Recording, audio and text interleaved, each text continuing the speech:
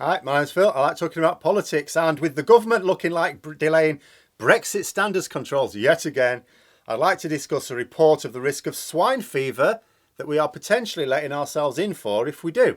But first, if you'd like to be notified of daily news and politics, please subscribe to the channel and click the bell notification icon.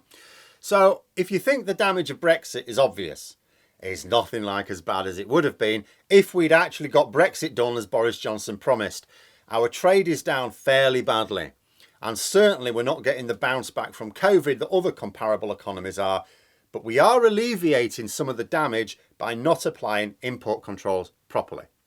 For a full year, we had no real controls. Then we applied customs controls at the start of this year, although we're still not doing many physical checks, so smugglers are still having a fairly great time. But standards checks are an even bigger problem. We are not remotely ready to apply those, and the government have started to look at delaying them yet again. In fact, I think the feeling now is they're going to. They were supposed to be applied this July, although even that was the third date for the controls, already been delayed several times. But if we actually try and implement them this summer, trade will be knocked for six. We were already reliant on a lot of imported foods and medicines. Brexit has made the production of food much more difficult, so we now produce significantly less in Britain. As a result of leaving the single market and customs union, we have started importing even more food. We're already seeing shortages in the supermarkets again, just because of the P&O ferry crisis that the government have not refused to deal with. The idea of imposing standards controls on imports this summer would see a lot of shortages, and for a longer term. So despite the continued vulnerability to smuggling and the problems for British exporters that delaying standards controls would represent, the short-term view, which is all this government ever has, inevitably leads you to saying, do you know what, the lesser of two evils is to delay again. In light of the Ukraine crisis, I've not seen any experts suggesting otherwise, though a few have been waving their "I told you so" banners. But although I keep talking about the downsides of this policy being harmful for British producers, which I'll explain again, and because EU competitors can access our market easier than we can theirs, and good for smugglers, because no one's really checking what's coming into the country, I've just seen a report highlighting concerns from vets and farmers. So British vets and farmers have expressed concern that the longer we fail to apply standards controls, the more risk we are at finding an infectious disease like, they say, African swine fever coming into the country. Now, the obvious question that some people will have is, well, how did we manage this before Brexit? After all, the standards controls that we are not applying now were not applied whilst in the single market either. So if we weren't checking then, why are we suddenly at greater risk now? The answer is that checks did take place. They just didn't take place at the French-British border. Goods get checked as they enter the single market. When you're part of the single market, the first port in the single market those goods come into, that's where they're checked, wherever that point of entry is. However, any goods that happen to be just going through the EU but are not going into the EU, like they're heading to Britain, a third country, they're no longer checked in any meaningful way by the EU. As far as EU countries are concerned, we wanted to do things on our own, so it's our problem now. And although putting it like that can make it sound like it's petulant, it's not. How can EU border officials possibly carry out checks using UK rules, even if we paid them to do it? They have different rules, different systems that they are trained for. We chose to do things our own way, so we have to carry out those checks ourselves. After all, it's our system. And that would be fine if we were doing it, but we're not. Now, we seem to have gotten away with it so far. Bear in mind, standards checks around the EU, they don't turn up infected animals all the time. Most things passing into the single market, they'll be fine, because you know what, there'll be some checks carry on in the country of origin anyway. The checks at the point of entry into the single market are there just in case.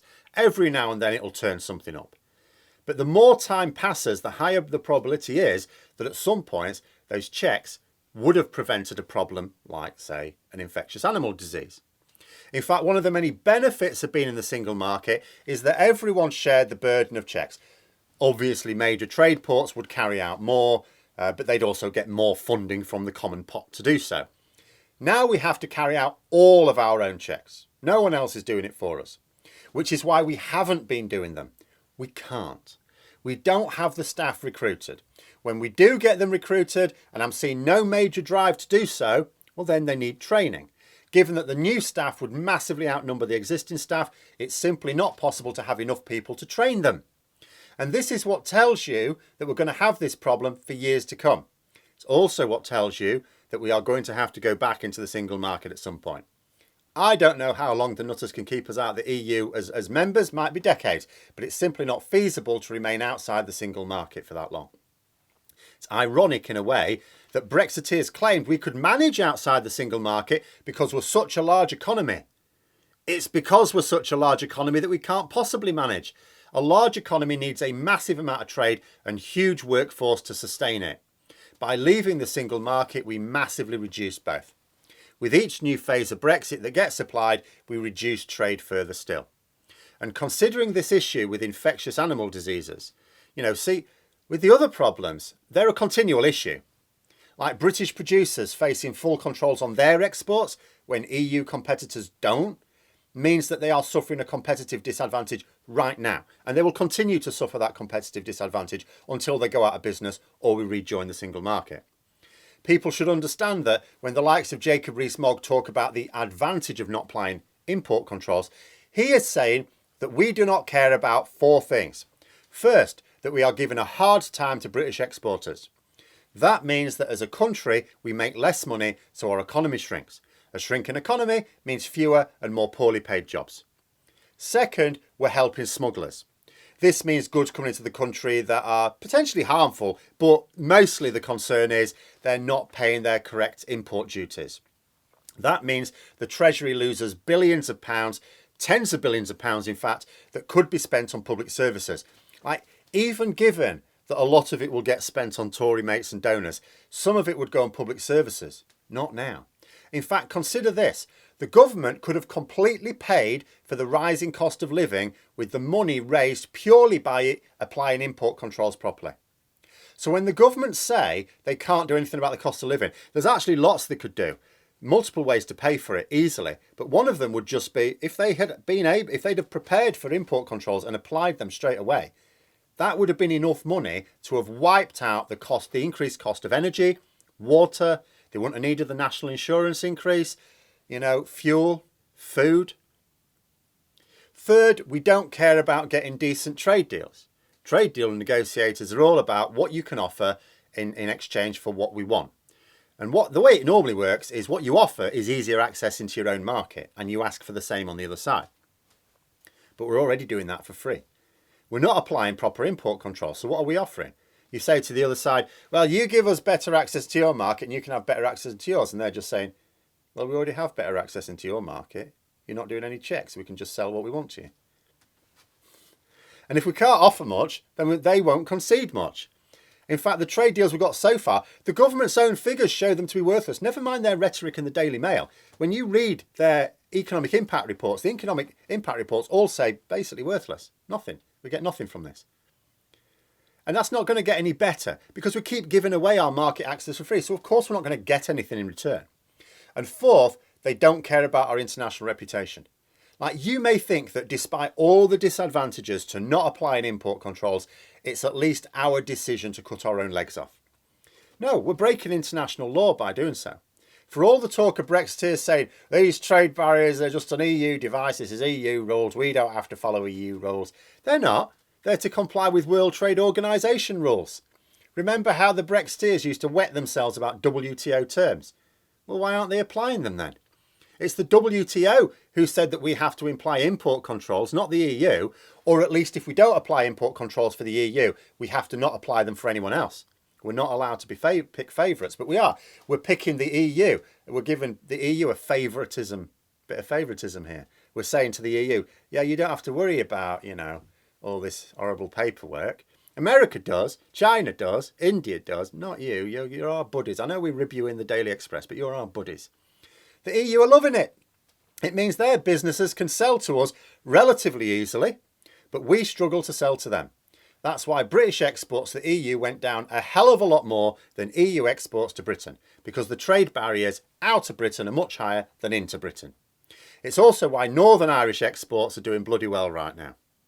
But if some powerful countries like India, the US or China decide that they're not happy that we're giving EU exporters an advantage over their own, they could lodge a complaint with the WTO. You know, that they haven't yet means either they don't care, they've got bigger problems to deal with, in which case that just highlights how unimportant they consider Britain as a trade partner, or they're finding other routes through to avoid controls on their goods through Ireland, maybe, I don't know. But all those are problems for now. The risk of infectious diseases is a risk that increases over time. We haven't suffered from it yet. We might not, even if we delay these checks for another 6 to 12 months. We'll be risking it, but we might not suffer the consequences. Problem is that Rees-Mogg is talking about not applying these import controls properly for years. He reckons, let's just leave it for when our massively impressive digital border is in place in 2025. Problem with this is it means at least another 3 more years of all those downsides and risk of animal diseases. But that digital border system is not going to be ready for 2025. Why would they think that they will have the most complex system they've ever commissioned ready on time when much simpler systems have a 100% failure rate? But those are my thoughts. Let me know yours in the comments below. Hope you found the video interesting. If you did, don't forget to click the like button. If you'd like to support the channel further, please also click the Patreon link for details. And until next time, I'll see you later.